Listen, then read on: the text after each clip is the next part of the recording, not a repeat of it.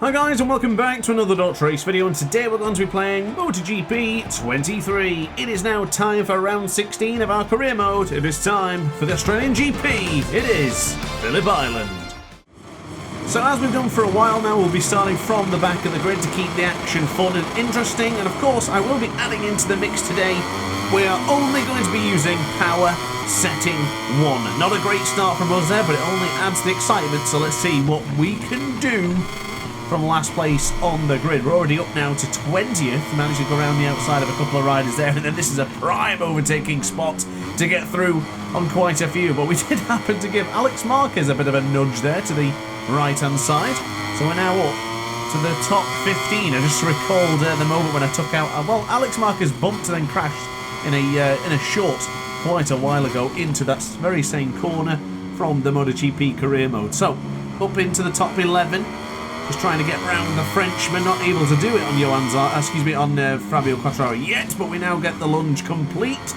Bit aggressive on our future teammate, but I think it's good enough to get through as Jorge Martin. Wow! He was off the circuit then, kicking up grass and kicking up dirt and then banging straight into the side of Johan Zarco. Very scary stuff for Jorge Martin. Something didn't really expect from something like Jorge. He's very clean and consistent. Whoa! Steady in the early stages of this race. It's all going heck to a handbasket, really deep onto the brakes into the MG corner, just getting the rear tyre kissing off the circuit, and then we're back fighting again for positions. That was a scary moment. Power setting 1 clearly doesn't have the legs compared to the highest power option, which of course is obvious, but even though we're using the factory Ducati, oh my god, Johan Zarco, oh, what? Did he ricochet off the wall there? Lord almighty, dearie me. He absolutely pounced from the wall to the side of us. Good Lord. That was terrifying. I'm surprised we didn't crash. I am honestly surprised we didn't get taken out then. That was a huge hit. Surprised we didn't get any damage. I wonder if we lost any winglets or something. Guess we won't be able to see for now, but into the right hand side. Oh, in fact, if we were going to lose a winglet, now's a great time to do so as we get Paul Espargaro, the big don't argue, into the Miller corner with a bit of aggression to our former teammate. But look at Paul again. Where has this come from Paul? He's done so well this season. More so towards the latter stage, since the halfway break, the Silverstone test, and then from beyond there, he's been absolutely sensational. And he's done it again. Another terrific race here from Paul Espargaro as we now go round the outside of Luca Marini to take over 5th position. Dispossessed him temporarily. Nope, we've got it. We've definitely got it now. 5th place for us as we start our charge to the top. Dragmir there occupying that 4th spot that I want as we dive our way through. Is it possible to get through yet? I don't think so. Maybe with the lack of power in power setting 1, yeah, the Honda is a little bit quicker. But look at the Ducati Luca Marini. He's come on leaps and bounds in our career mode so far as well. Fair play to the VR46 Moody Ducati rider as he tries to retake the position into the southern loop. So quick look at the top 8 as it stands. Bastianini, Marquez and Miller. We can see them ahead of us. Marquez and Bastianini having a bit of a tete-a-tete there, battling it out as we go into the Stoner corner. Marini ahead of us. Us in 5th, Vinales, Mir and Paul Espargaro down there in 8th place as we try and get through now to the podium positions for the first time in today's Australian GP sprint. We are now in 3rd position. Marvellous. Great work so far on the lowest power option against the hardest difficulty AI in MotoGP 23. Beautiful stuff so far. So now into turn 8. Here goes Bastianini. Is he looking to sigh the way through on Marquez? If he doesn't go for a lunge, then I'm afraid I'm going to have to be the one to instigate it. So here we go. Into the MG corner. Marquez a bit slow. Bastianini a bit deep. He will have the inside line though, so give him a bit of space to turn back into the left-hand side. I can guarantee it will not be with Ducati for the next season if we get one before MotoGP 24. The goal is this weekend to defeat Fabio Quartararo and hopefully gain favour from the Iwata factory to join the factory Yamaha team. I do think it'll happen, but I just don't know whether we'll have time to do the career mode races for... Oh, up at the inside of Marquez. That was a bit of a nerve-wracking moment, but we got through. Actually, Managed to make short work of Marquez there, to be quite honest with you. He's trying around the outside into the southern loop, but as I say, if we do get time before MotoGP 24 arrives, I will be doing some videos on board the factory Yamaha within our MotoGP 23 career mode. I might end up skipping some of the tests or something and just do a straight 9 race championship. But we'll see. We'll see what happens. I don't know what time I've got yet before the game arrives. And of course, I've still got a lot of challenges and videos still to come. So definitely check out tomorrow's video. Tomorrow's video is going to be quite a wild one. It's another challenge I've decided to come up with, and I'm really excited to show you guys. Of course, yesterday's video we had the everything at 1, which was all the electronics down to the lowest value, and we were still able to have a great race there in Donington Park. And honestly, I really enjoyed that video. I would like to do something like that again with all the lower options, all the power options, everything, all the electronics down to 1, and just see if we can make it work in other circuits. So now, into the left-hand side, let's talk back about this Grand Prix, or this sprint, should I say, because we're looking to possibly get across the line to set a new... Ooh! It's so close to the 125s. I was hoping to say we'd be the newest member of the 125 club here in Phillip Island, but I think we'll have to wait. 2,000th of a second away from the 125 lap time. That'd be something special, wouldn't it, as we now go on to the power. And Bastianini's closing in, though. He's still very much close to us to have a lunge, but the AI do struggle in the corner formerly known as Honda. This is the Miller corner, of course. A bit deep there into Miller, actually.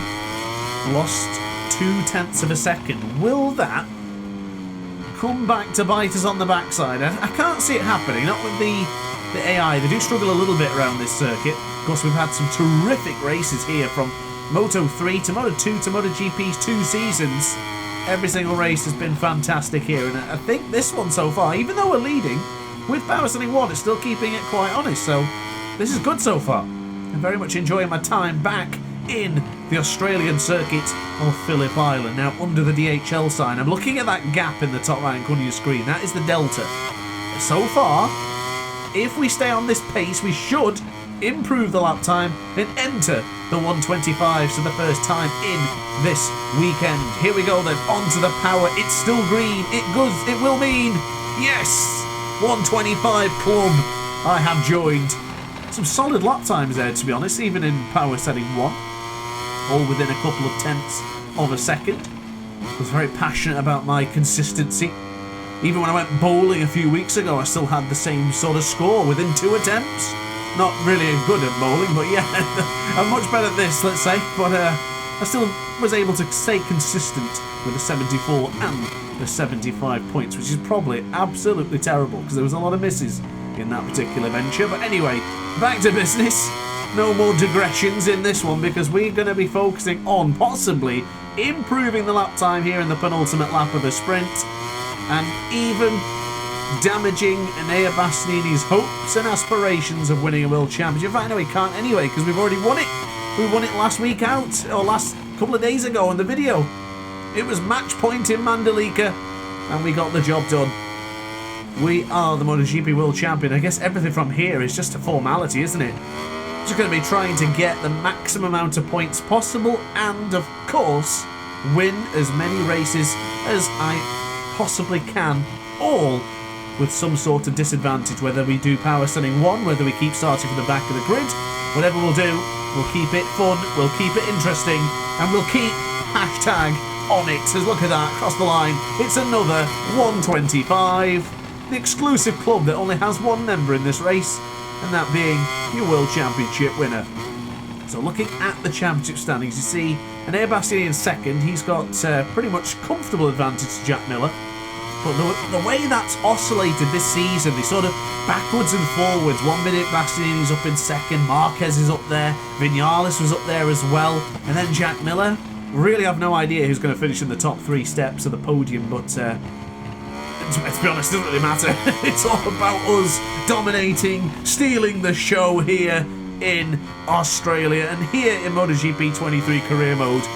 And we're on another fast lap here, ladies and gentlemen. It could be another 125. I'll tell you what, I think it will be. Ooh, lost a bit of time.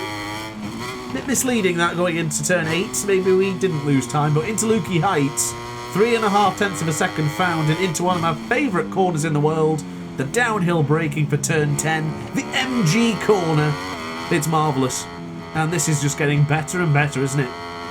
Bastianini less than a second behind. Can he hold on to second? I think he will, judging by the graphic in the bottom left-hand corner of your screen.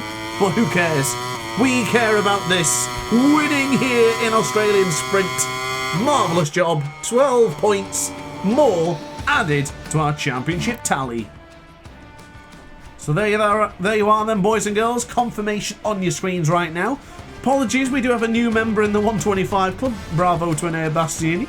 But for now, let's take a look at the championship standings just to see where everyone is and to see how that battle is materialising for that third and second place. Still very much game on behind, but for us, it's now game on to crack on with a race. So here we go then, boys and girls, ladies and gentlemen, starting from the back of the grid once again. This time we're going to be using power setting 1 for the full race as well. Let's see how we fare now. Objective is to defeat and beat Fabio Quartararo here today, which I don't think is going to be too much of an issue. Although, he might put up a good fight, so we'll keep an eye on the Frenchman as we now go into the southern loop. Already up to 13th already in the space of 2 corners after starting 22nd on the grid. This is curtains. I already feel marvellous about this one. Oh, look at this, overtaking left, right and centre here, ladies and gentlemen. And we're already right up onto the rear of future teammate Fabio Quartararo. Can it get any better than this? I don't think it can. Luca Marini leading the way though. Marvellous job from him. Of course, bit of a research. Oh, goodness me, that was a big hit from Alex Marquez. Don't look away as if he didn't do anything wrong. That wasn't anyone else's fault. That was simply yours, Alex. Goodness me. But yeah, a bit of a resurgence from Luca Marini after winning in the Bud International Circuit. Of course, in that Indian GP, of course, I might have gifted him with the race win, but he still held on to take victory in the Indian GP. Alex Marquez making more contact with us there, this time into the MG corner. Certainly no stranger for a bit of argy-bargy. He's now into the left-hand side. This is, wow, that was a very fast lap time to conclude lap number 1, but it's about to conclude and we have 13 more attempts to get to the top spot. Not quite as peachy as I would have thought so far. Alicia Spargo. I was so close to our screen that I could see Max and Mir on the back of his helmet. Unbelievable. How close was that? He absolutely whacked into us. At least it wasn't as bad as the Johan Zarco ricochet from the wall. No idea what was going on there. Parkour for Johan Zarco. As we now dive into the left-hand side. This is the Stoner corner. How many riders can we overtake here? Bastianini in a sandwich there of Japanese motorcycles. Alex Rins on the inside, Fabio on the outside. That was Yamaha, Ducati and Honda, all 3 abreast in one corner. And I tell you what, the biggest loser out of that exchange was Alex Rins. Where did he go? He's now nowhere near the top 10. No idea what's happened to Alex Rins. That's a shame for the LCR Castrol Honda man as we finally get on terms with Fabio Quartararo. In fact, we're already through. Not a single ounce of effort was expended there. Oh, but the inside of Joan Mir was really paying attention to the right hand side there because I thought Quartararo was going to really stick my nose in it for saying that. But yeah, that was no effort at all to get through on Fabio. I should have a good old look behind him to say, hey, yeah, I'm coming. And next season, I'll be on that Yamaha and I'll do an even better job. But anyway, out of the final corner, this is to conclude lap number 2. And our lap times are still nowhere near as good as what they were in the sprint, but I guess that's understandable after the amount of riders we just had to engage with to get through all the way up to the top 4 positions. Look at Polo. 5th place again for Espargaro. He's having a marvellous second half of the season. I cannot gush about that anymore. That's brilliant. That bike is classed as the worst bike in the grid. Even when we were on it, I mean, these results were astonishing. But for the AI to do it, that's even more impressive. Oh, look at that. Late on the brakes, late as you dare, you threw a Miller in the Miller corner. The worst thing... Ooh, back over the inside though for Siberia. Cleverly done from the number 43. He'll be Getting revitalised from the home crowd, of course. Jack Miller fans will be screaming ear to ear around this circuit, but they're going to be disappointed because he's going to lose out on the podium positions, and he is now dropped down to 4th into Lukey Heights. Marvellously done into the wonderful 9th corner here in Phillip Island. Oh, look at Marquez sticking it in front of the nose of Luca Marini there. That was a bit aggressive. Really chucking it up at the inside of the Ducati. Of course, no more Marquez and Honda. All about that Ducati GP23 that he's got his hands on this year in real-life motorcycle racing. Look how close to the wall Luca was, though. God, they're all dicing with death there, aren't they? Absolutely fearless. I know for a fact if I go even too close to that, to the point where probably our knee could touch it, our bike would just explode. So I am not going that close to the wall. There's Jack Miller. Does he fancy a lunge around the outside? Surely he's not going to be quick enough to stop us into the Stoner corner, but clearly he's got some pace at this early stage of the race. Oh, goodness me, I've had to commit. I didn't actually want to go for that lunge then. I was trying to just close in, but look at that. Opened it up, took out the items, and then accepted a brand new gift. Oh, thank you very much. I'll take that gift box any day. Oh, never mind. Luca Marini fights back through, and he's taken over at the front. Oh, look at that, round the outside though. He hesitated, why? Didn't need to hesitate there, Luca, you had the line. That's another gift. Oh, getting showered here today, ladies and gentlemen. Marvellous. I do fear that could be it. Unless Luca is going to invent something for the final couple of corners, I don't think we can be deterred. All it took was 3.5 laps to taste the top spot once again. Surely they can't do anything about it now. I hope they do. I can't lower my fuel any more. I can't lower anything to make it any more exciting against the 120% difficulty AI, which of course is the maximum. It's just that this bike is so good and so overpowered. It's just damn near impossible to allow the AI to fight back. Do they have something up their sleeve though? Luca Marini has indeed fought back going into the southern loop. And I didn't really have a particularly bad sector there. I just think Luca is he's absolutely on it. Up into the Miller corner though. Retaking the lead. Can Luca fight back now? I would love this. If Luca absolutely goes full send and starts making this into a race, I would love that. I really would. It's not every day you get a good race with the AI, but I take it. Oh, not like that. That was a big hit from the fellow Ducati rider. That's the GP22 whacking into the side of the GP23. I don't think Davide Tardozzi and Gigi Dell'Igna would like that one. Oh, I'm still caught on the curb there, ladies and gentlemen. I couldn't even move then for a second. Oh, well, I guess this lap time's gone hex to a handbasket.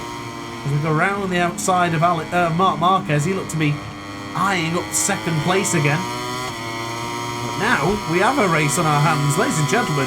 Here we go. If you're enjoying this one, don't forget to like, comment and subscribe. I certainly hope you are. It does help out the channel and it helps us grow, so if you don't mind. Oh, don't worry about it if not. Oh, Marquez, shut up about your subscribe, he says. Oh, wow. That was harsh. Fair play, Mark. I don't know why I keep calling Alex. Fair play, Mark. Let's do it. Let's dance then. Let's dance in Phillip Island as we can go for the lunge now on Luca. Look at that. Hard on the anchors. Can he stop us now? Surely not. Quick look at that top 8 though. Where is Enea Bastianini? There's only 2 Ducatis in the top 5 right now. It's not what you usually expect, and it's not the 2 Ducatis you would expect. I'd say one of them, yeah, sure, but Luca Marini in second?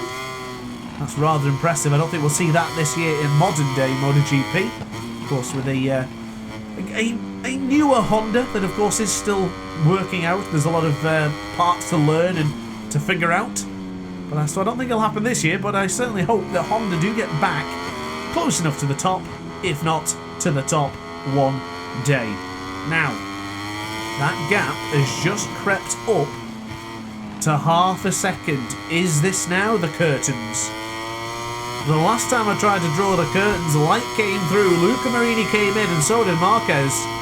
But surely now... Oh, we've entered the 129s again. That's the same lap time from earlier. A 125.935. We're in the 125s again. Brilliant. This is marvellous. Marquez is still 0.2 of a second behind, though. They do close in a lot into that first couple of corners. They are able to stay with you.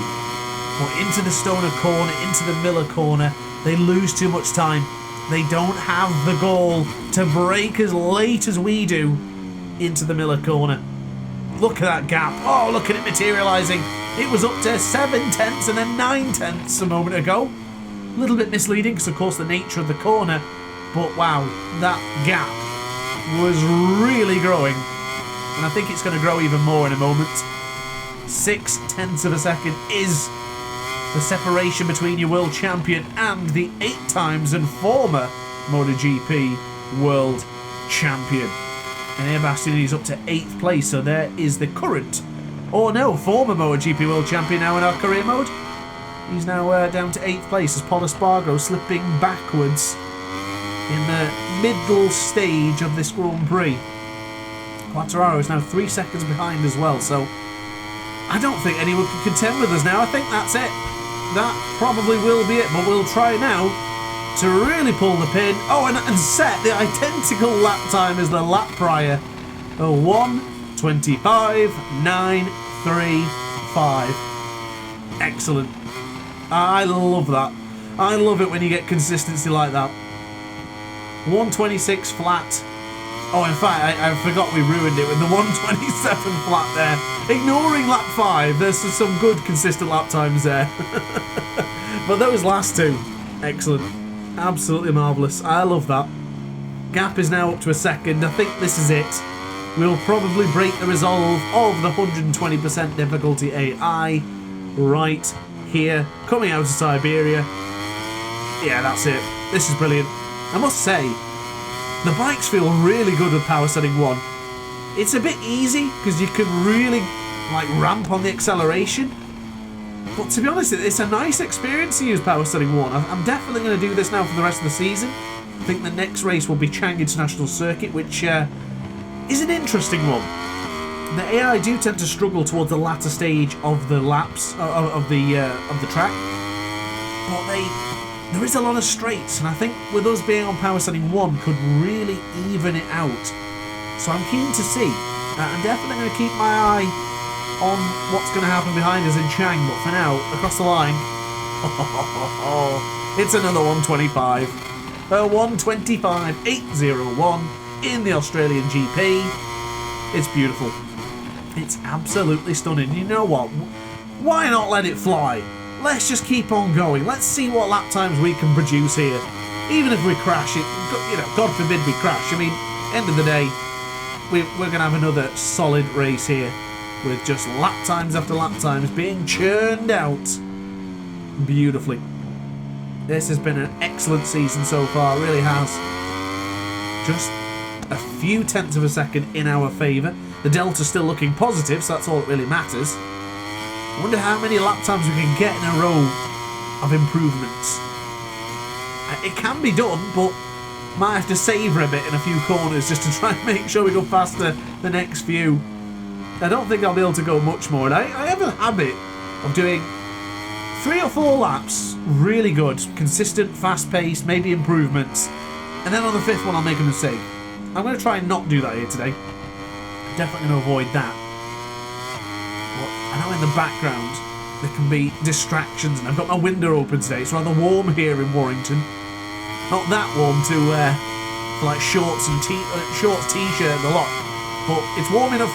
It's warm enough for me as a pale individual. But there you go, another 1:25 for the Aces.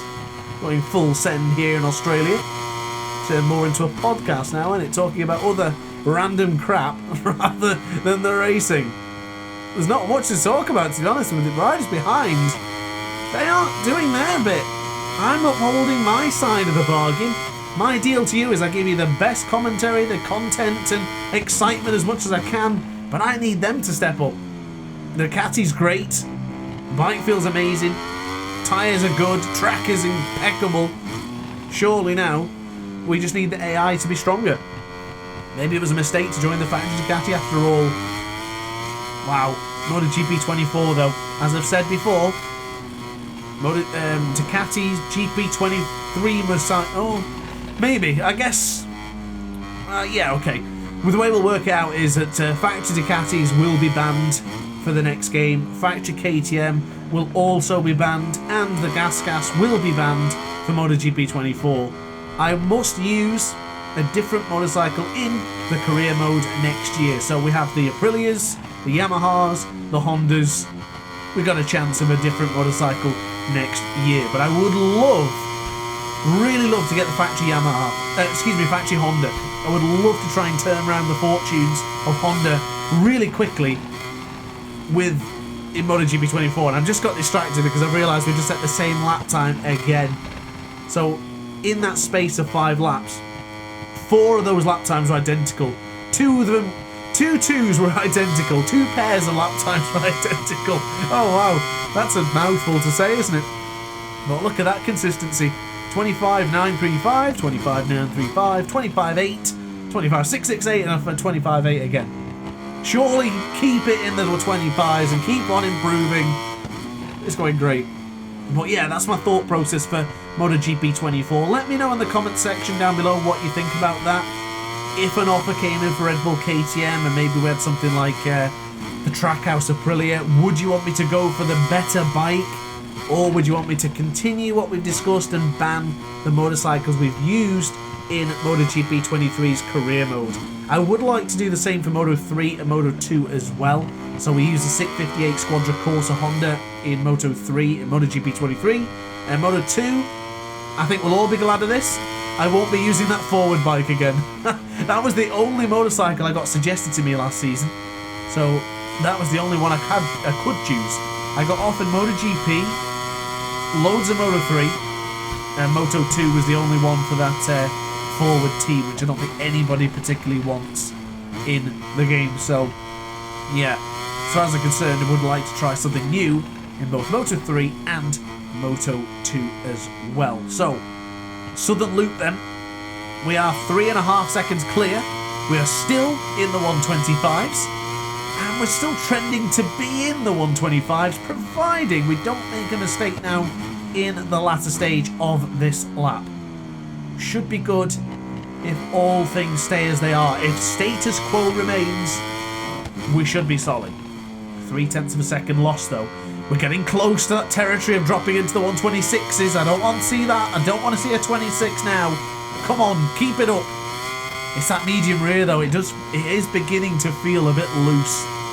As I've said this many times before, when you see that the graphic on the bottom right corner of your screen, when it reaches the R on the rear tyre, the tyre just changes completely. And I think that is going to be the problem here. We're not going to get the 25s after all. It's been a good, consistent run, but it will end there, as it seems. Into turn 12, one last attempt to keep us into the 125s. Surely not. I don't think it's going to happen. We're going to lose 0.6 across the line to 126.2. It's over. It's over. The streak, the race, the career mode, everything's ruined. We drop back into the 126s. Well, we'll try and improve towards the end here.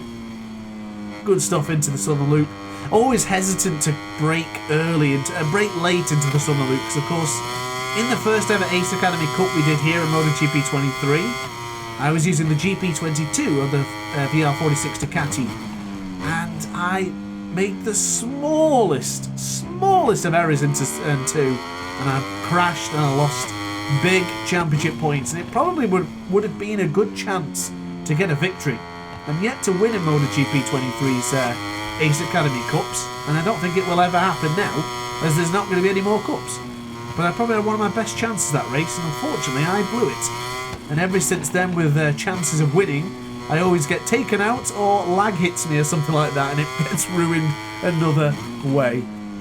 But it is what it is. Looking forward to starting the Cups and Championships on MotoGP 24. I'm definitely leaning towards doing the commentary and MotoGP 24's Championships rather than doing the Cups where I participate and compete in. But we'll see when we get there. No, nothing's set in stone as of yet. But what is set in stone is that is the penultimate lap. It is now completed, and we have just one more pop at the Australian GP circuit. This is the final time we will be tackling Phillip Island around this time in MotoGP 23 career mode. Whether I come back for another video, I don't know, but I can guarantee that we won't be doing anything else in the career mode for Phillip Island. Actually, maybe I can't guarantee. I have no idea. I'm just trying to make it sound dramatic, trying to really invoke some emotion to this commentary, because it's been an absolute masterclass performance here. It's a demolition job. We've denied not only Jack Miller from a podium, Marquez from top step of the podium, and Luca Marini another chance of 25 additional points for his championship campaign. We are very much the top of our game and the top man in MotoGP's career mode. Well, our career mode, of course. So on to the brakes then. This is it. I give up with the lap time. We can go into the 127s for all I care. Ladies and gentlemen, we will be victorious here in Phillip Island for the second or third season in a row. Could definitely be the second, I know that much. Managed to beat an Airbastine and keep our championship hopes alive last season. But of course, the championship's done and dusted this year. Ladies and gentlemen, we win here in Phillip Island. Hashtag Australian GP. So there you are then, guys and girls. Confirmation on your screens right now. I want to see who finished in the points. Has anyone not fit? Oh, Brad Bind at the back of the grid. Looks like I did set the fast lap time, but I think there's still a couple of riders without points. I think Taka and Augusto might not have points yet, so I'm thinking about looking at them, seeing if they get any this season. But let's take a look at the championship standings anyway. Bastiani's 227 points behind. Marquez has gone ahead of Jack Miller, so that's a big disappointment for Miller on the KTM. Home track, losing out on the podium, and of course losing out. Oh, Taka! Yeah, Taka hasn't got a single point this season, and neither has Fernandez. I thought that was the case. Oh, Taka, you've got to fix that, mate. He's got to fix that. But anyway, sorry I'm distracted. Ladies and gentlemen, that's it from me. Thanks for watching the video. Don't forget to like, comment, and subscribe, and I'll see you in tomorrow's video. Ciao for now. Oh, hi. Didn't quite see you there. Good to see you're still here. If this video didn't quite set your appetite, then why not watch some more DrAce content by clicking the video shown on screen now. Furthermore, if you would like to follow me on social media, you can do so now with the links down in the description. Consider subscribing so you don't miss a single DrAce video.